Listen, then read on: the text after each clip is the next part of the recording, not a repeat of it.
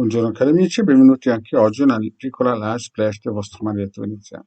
Oggi, da come avete visto il titolo, parleremo di queste catene di preghiera che sono sorte all'indomani che la Russia ha invaso militarmente la Ucraina. Quindi c'è stata un'invasione di campo estremamente forte, estremamente importante dell'esercito russo che ha invaso uno Stato democratico e libero.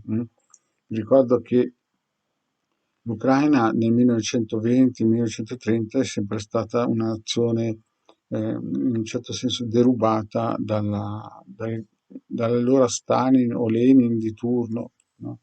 Ci sono stati 10 milioni di deportati, 4 milioni che sono morti di fame, quindi nel DNA degli ucraini chiaramente c'è un'avversione alla popolazione russa e nel DNA proprio non riescono a vedere. E quindi questa guerra è nata, chiaramente poi avrà dei proseguo verso la terza guerra mondiale. Ma a parte questo discorso, parliamo un po' della situazione di queste catene magiche, queste catene di preghiera che vengono create in questo periodo. Certamente sono state create anche per la Siria, per la Palestina, per la Libia, queste catene, però queste catene, come ho già detto in altre occasioni, creano degli elementali prima e poi delle egregore. Queste egregore però hanno un difetto, che quando sentono che queste energie vibrazionali finiscono, perché poi magari una persona fa un paio di catene di preghiera qualche volta e poi smette, no?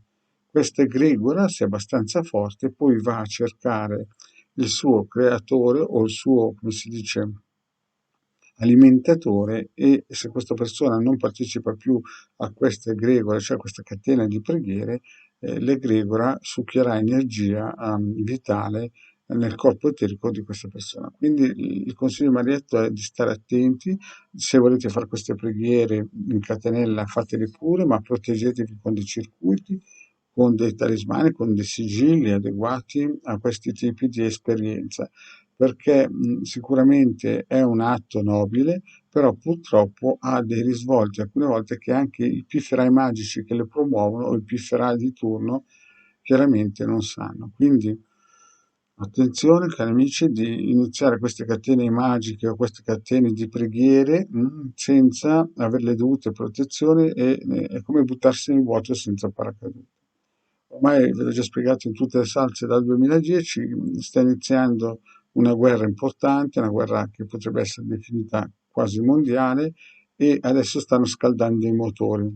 Certamente una buona preghiera che non sa il Marietto potete pure farla, però attenzione a non entrare in catene magiche o in catene appunto di preghiera, perché la Madonna di Medigiore, di Fatima, di Lourdes, chiamatele poi come la Madonna Nera, insomma, se siamo arrivati a questo punto non è colpa sicuramente della Madonna, però si vede che con tutti quelli che hanno pregato a queste egregore la situazione non è migliorata, ma come vedete sotto gli occhi sta peggiorando. Quindi cari amici, attenti, fatevi delle belle protezioni prima di entrare in questi show, in questi movimenti. Non sono sicuramente vietati chiaramente, ma hanno, se non siete ben protetti, dei risvolti che non si vedono magari subito, ma fra qualche mese, quando voi avrete dimenticato questo lato emotivo, questo slancio di generosità, no, in questa preghiera, questa egregora che voi avete creato vi verrà a cercare sicuramente, e poi nasceranno dei disturbi psicosomatici oppure anche dei disturbi a livello fisico, proprio perché questa egregora verrà a cercare chi l'ha creata e chi la nutriva, e gli ruberà, volente o nolente, se non è protetto chiaramente, le energie vitali del corpo eterico. Grazie cari amici, e alla prossima, ciao.